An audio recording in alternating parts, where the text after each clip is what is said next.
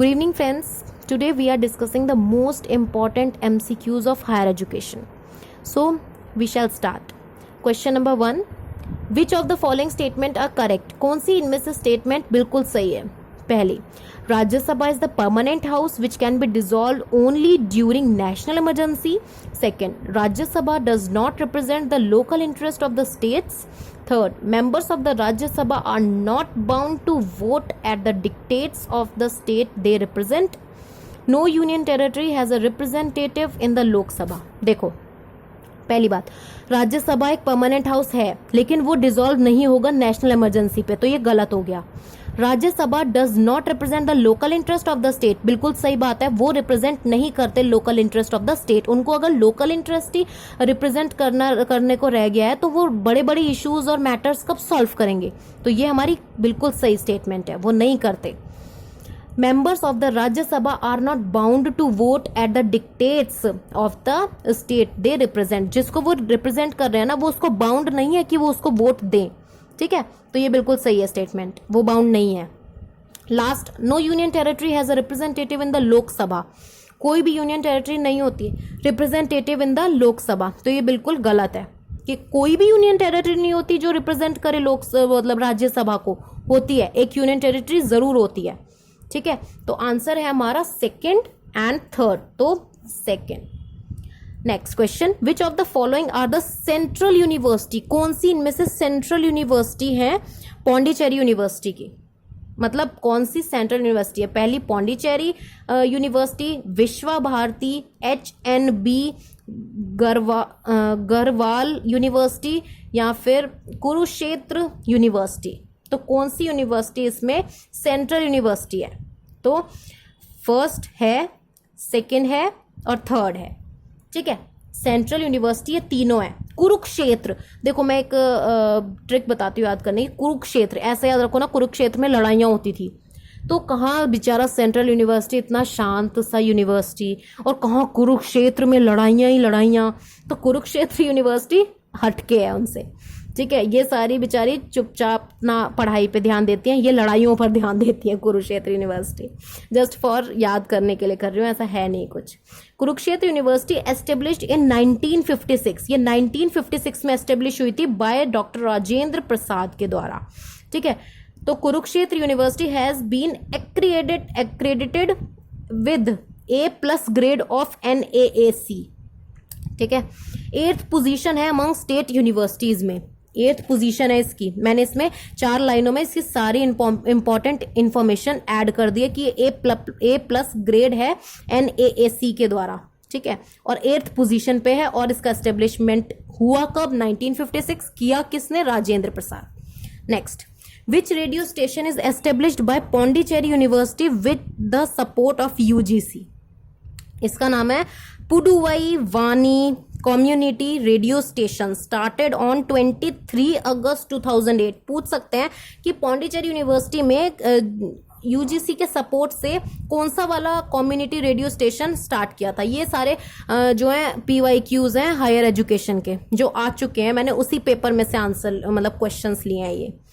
तो Puduvai Vani community radio station जो कि 2008 23 अगस्त को एस्टेब्लिश किया गया था, स्टार्ट किया गया था. Next question, which of the following is not? कौन सा इनमें से नहीं है कॉन्स्टिट्यूशनल बॉडी?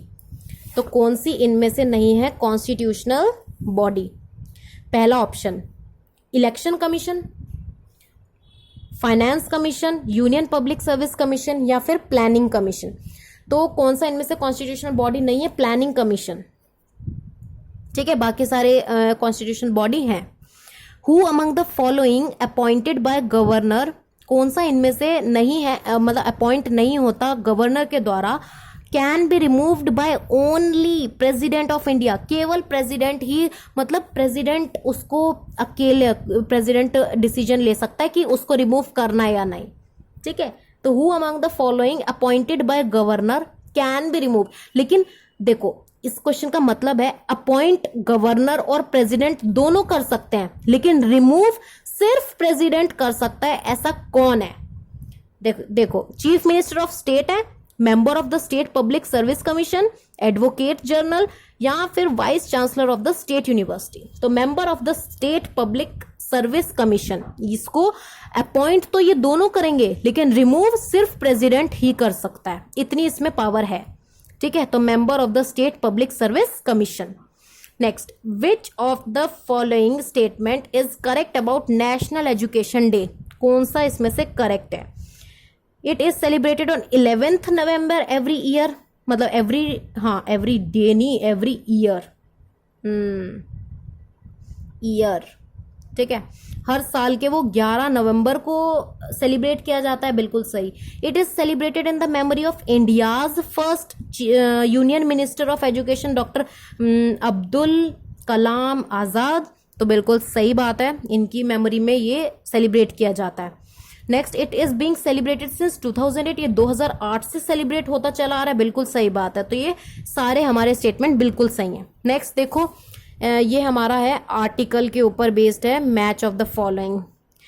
आर्टिकल 280, आर्टिकल 2 मतलब 324, article 323, article 315, finance commission at union level, election commission of India, administrative tribunals, union public service commission. सबसे पहली बात, आर्टिकल 280, आर्टिकल 280 है हमारा finance commission at union level, finance commission of union level 280, ठीक है, union. देखो ऐसे याद करो, 280 है ना, 80 में ये आता है, तो 80 जीरो जो है ना 80 का, वो ऐसे बनाया तो यूनियन लेवल, ये सारे इंटीग्रेट हो गए हैं, ठीक है।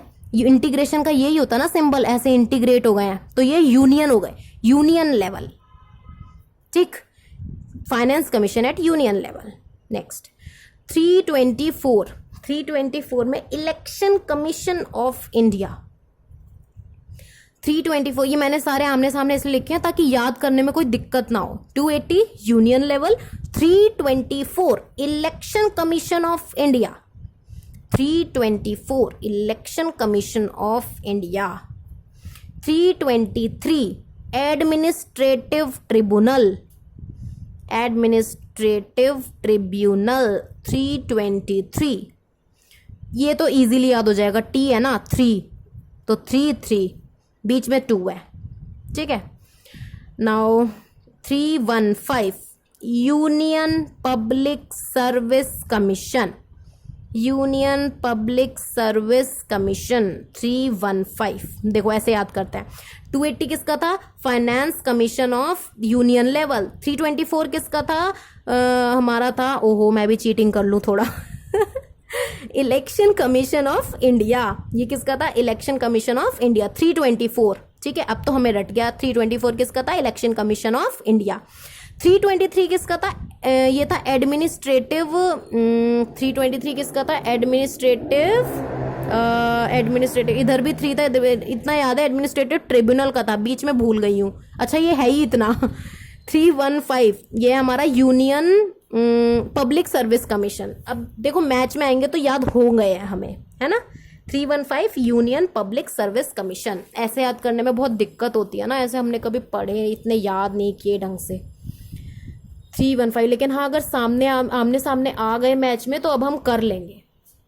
Next, recommendation of national knowledge commission for the establishment of 1500 university is to, first create more teaching jobs, second ensure increase in student enrollment in higher education, next replace of substitute the privately managed higher education, next enable increased movement of students from rural areas to urban areas। तो recommendation of national knowledge commission for the establishment of 1500 university, तो इसका क्या होगा answer? इसका होगा ensure increase in student enrolment in higher education.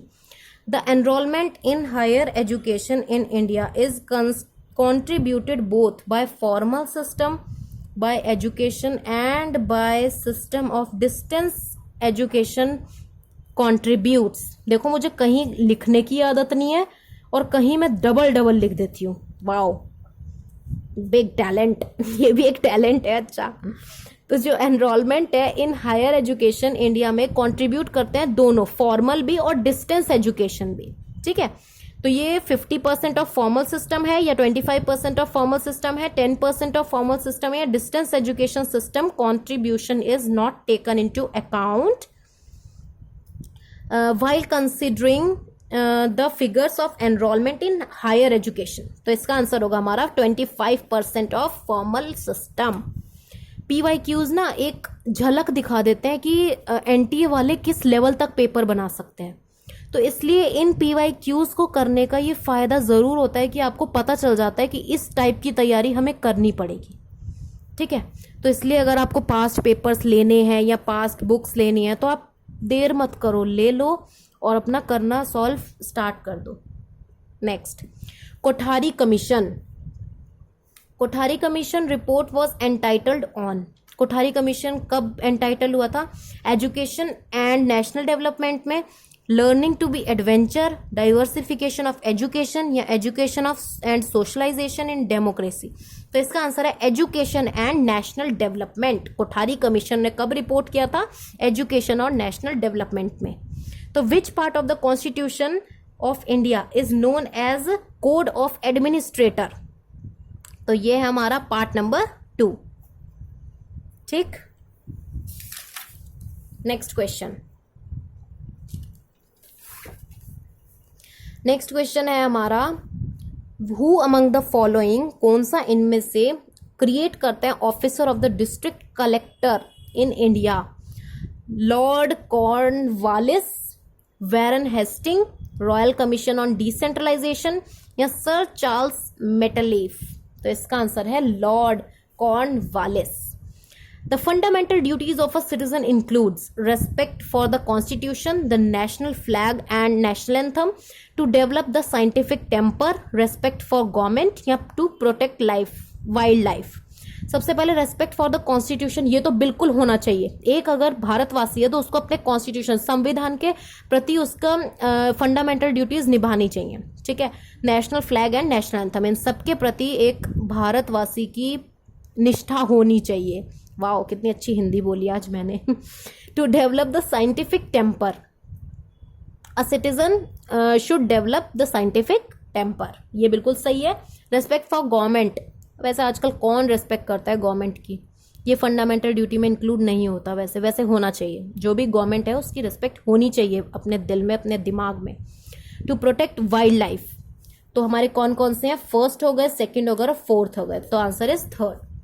Next, the president of India, जो president है India के, टेक्स ओथ, वो शपथ खाते हैं कब या फिर क्यों खाते हैं? To uphold the sovereignty and integrity of India, sovereignty के लिए और इंटीग्रेट करने के लिए इंडिया को? नहीं। To bear true faith and allegiance to the constitution of India? नहीं। To uphold the constitution and laws of the country, मतलब कि वो कॉन्स्टिट्यूशन को अपहोल्ड करेंगे और कंट्री के जो जितने भी कानून है उन सब का ध्यान रखेंगे? नहीं, प्रेसिडेंट को यही काम नहीं है कि वो ये सब देखेगा। To preserve the, protect and defend the constitution and the law of country, yes. Preserve करना और प्रोटेक्ट करना अपने संविधान को, लॉ ऑफ द कंट्री और कानून को अपने कंट्री के, ठीक है, ये है प्रेसिडेंट का काम, इसलिए वो शपथ लेता है। नाउ द एम ऑफ, आज का last question, aim of value education to inculcate student is, जो भी एम है वैल्यू एजुकेशन का, जो इनकलकेट करता है स्टूडेंट्स में, वो क्या होता है? Moral values, social values, political values या इकोनॉमिक वैल्यूज? अगर कोई वैल्यू एजुकेशन है जो स्टूडेंट में डालनी है तो वो है हमारी सोशल वैल्यूज, ठीक है। आई होप आपको ये वीडियो पसंद आई होगी। अगर आपको ये वीडियो पसंद आई है तो प्लीज़ लाइक, शेयर और सब्सक्राइब करना ना भूलें। Thank you so much friends.